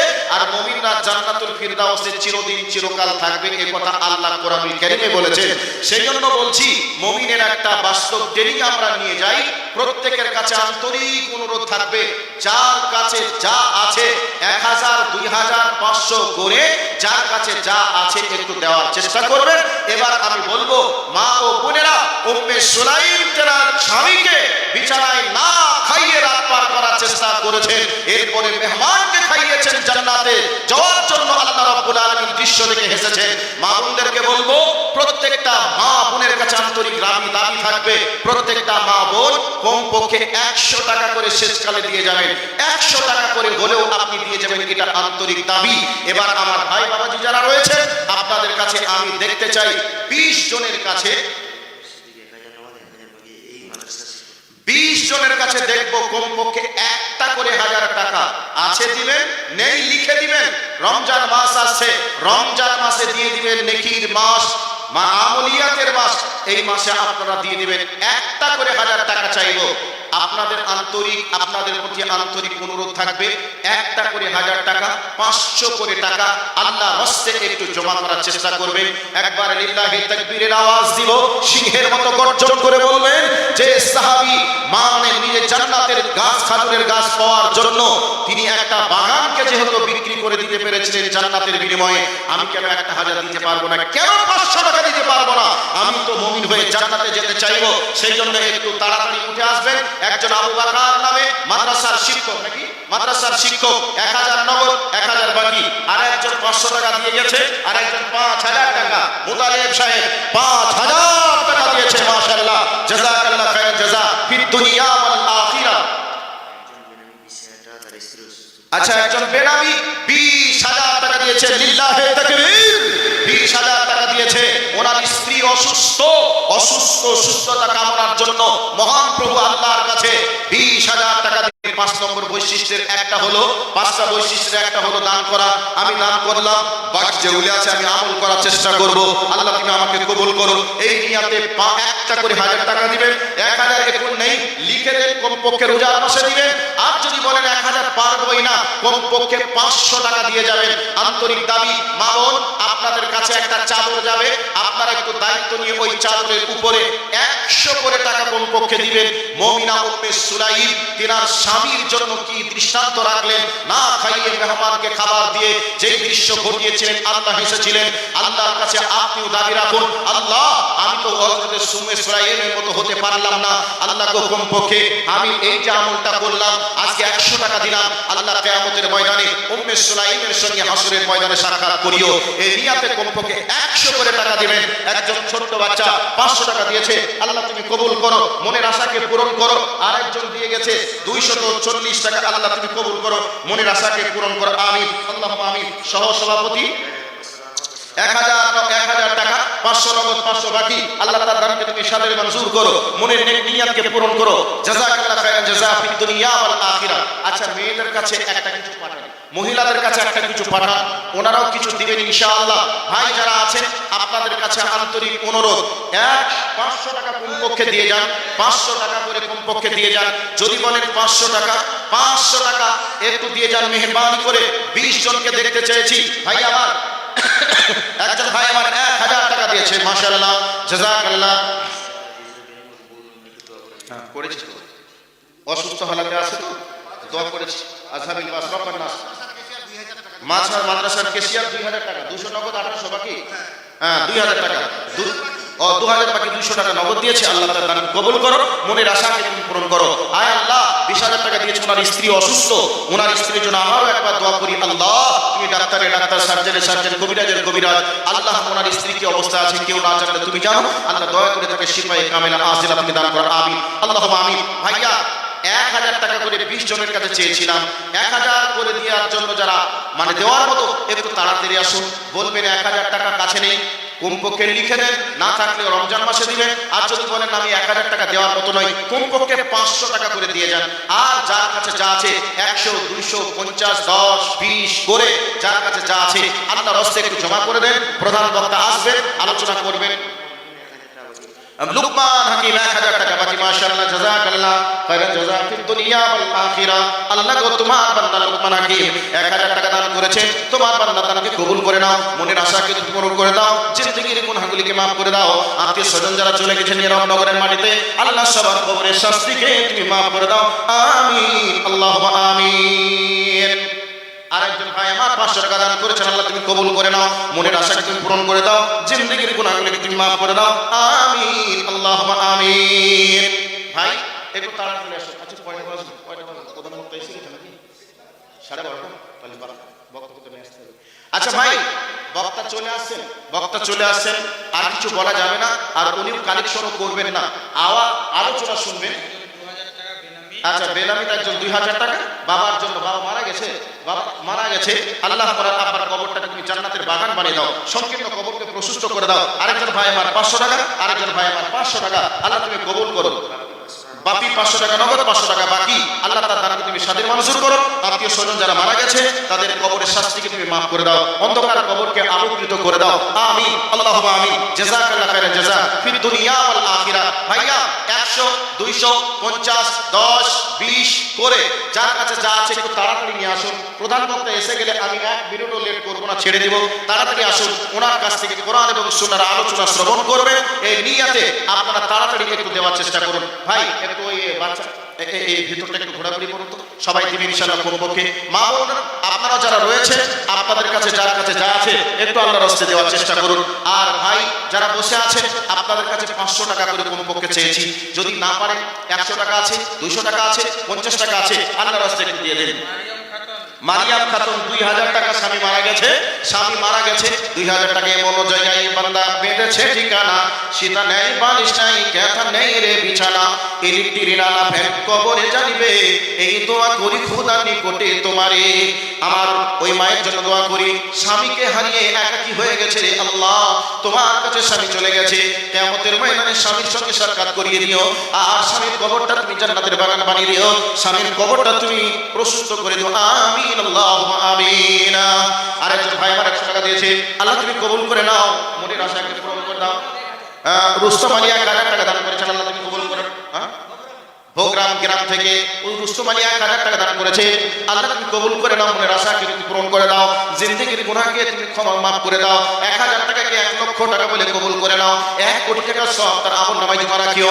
আমিন আল্লাহুম্মা আমিন। ভাইয়া তাড়াতাড়ি আসুন না কেন গো, 100 200 500 করে দেওয়ার মতো যারা আছেন একটু তাড়াতাড়ি আসুন। ভাই প্রধান বক্তা আসবেন, আলোচনা করবেন, সময় নেওয়া যাবে না, একটু তাড়াতাড়ি আসুন, একটু তাড়াতাড়ি। মা বোন আপনাদের কাছে যার কাছে যা আছে 10 20 50 100 200 করে আল্লাহ রস্তে দিয়ে অশেষ থেকে অধিকারী হবে, সাদকায়ে জারিয়া করে যাবেন, এটা আন্তরিক দাবি আপনাদের কাছে। আল্লাহর নবী জনাবে মুহাম্মদুর রাসূলুল্লাহ সাল্লাল্লাহু আলাইহি ওয়াসাল্লাম বলছেন, ইয়াকুলু আবদি মালি মালি, আমার উম্মত বলে এটা আমার মাল আমার মাল আমার মাল, অথচ তার প্রকৃত মাল কি এটা সে জানে না। তার প্রকৃত মাল হলো 3টা, সে যেটা খায় এটা, সে যেটা পড়ে ওইটা, আর যেটা দান করে সেটা।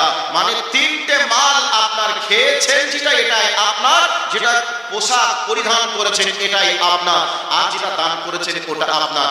বাকি যা থাকবে এগুলি সব ওয়ারিসের। আপনি এক্ষুনি মারা যাবেন, আপনার ছেলে মেয়েরা ভাগ নিয়ে টানাটানি করবে, এটা আমার ওটা আমার, এই নিয়ে মাতামাতি শুরু করবে। এই জন্য রাসূল বলছেন তোমার সম্পদ 3টের মধ্যে একটা খেয়ে নিলে প্রস্রাব পায়খানা হয়ে গেল, নষ্ট হয়ে গেল, আর একটা কাপড় চোপড় তুমি পরিধান করলে ফেটে গেল ছিঁড়ে গেল ফেলে দিলে, আর একটা দান করলে এটাই তোমার আখিরাতের জন্য থেকে গেল, এটাই তোমার সঙ্গী হলো, এটাই তুমি পরকালে পাবে, আর এই দুনিয়াতেই চলে যাবে। বেনামিটা শেষের বেলায় 5000 টাকা দিয়েছে, মাশাআল্লাহ, জাযাকাল্লাহ খায়রান জাযা ফিদ দুনিয়া ওয়াল আখিরা। আল্লাহ তোমার প্রিয় বান্দা, নাম বলিনি, তোমার বান্দাকে এটা তুমি জানো, কোন নিয়তে দিয়েছে এটাও তুমি জানো। আল্লাহ দয়া করে তোমার বান্দা দানকে কবুল করে নাও, মনের আশাকে পূরণ করে দাও, জিন্দেগির গুনাহগুলিকে মাফ করে দাও, বাড়ির সবাইকে তুমি নামাজি বানিয়ে নাও। আমিন আল্লাহুম্মা আমিন। জাযাকাল্লাহ খায়রান জাযা ফিদ দুনিয়া ওয়াল আখিরা। আল্লাহুম্মা সাল্লি আলাইহি আল্লাহুম্মা বারিক আলাইহি। প্যান্ডেলের যিনি মালিক তিনি 500 টাকা দান করেছেন। আল্লাহ তার বাবা মা নিরবনগরের মাটিতে চলে গেছে, কি অবস্থায় আছে জানি না, দয়া করে তার আব্বা মায়ের কবরটা তুমি জান্নাতের বাগান বানিয়ে দাও, সংকীর্ণ কবরকে প্রশস্ত করে দাও। আমিন আল্লাহুম্মা আমিন।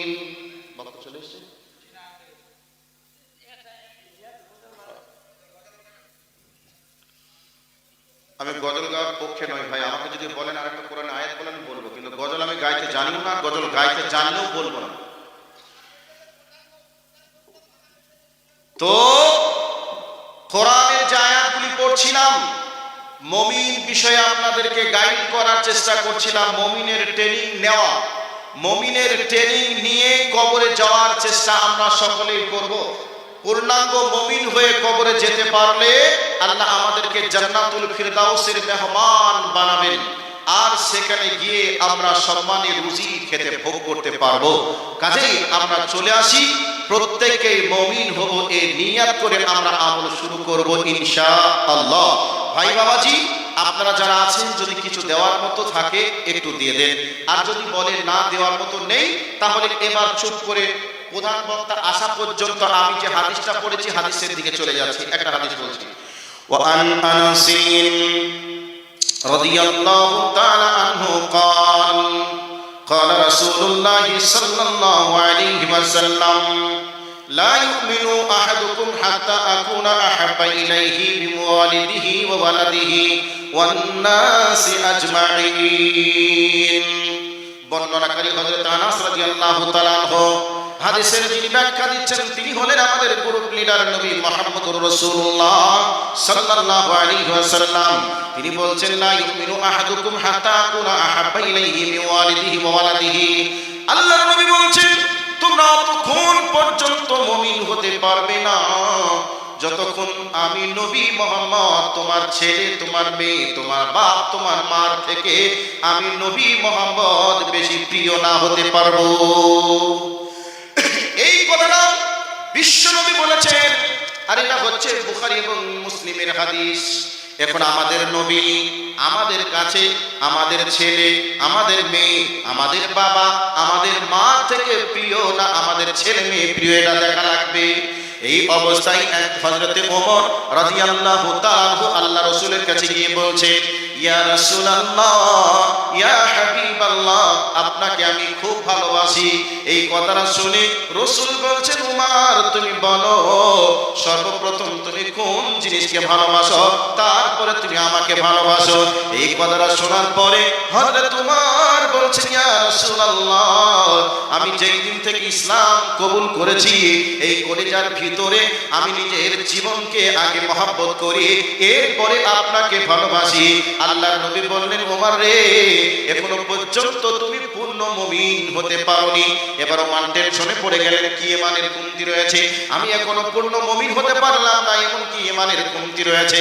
কিছুক্ষণ পরে গিয়ে বলছেন, ইয়া রাসূলুল্লাহ, আপনাকে আমি অত্যন্ত ভালোবাসি, খুব মহব্বত করি। এবার রাসূল জিজ্ঞাসা করলেন, ওমর সর্বপ্রথম কোন জিনিসকে মহব্বত করো, তারপরে আমাকে মহব্বত করো, তুমি বলো।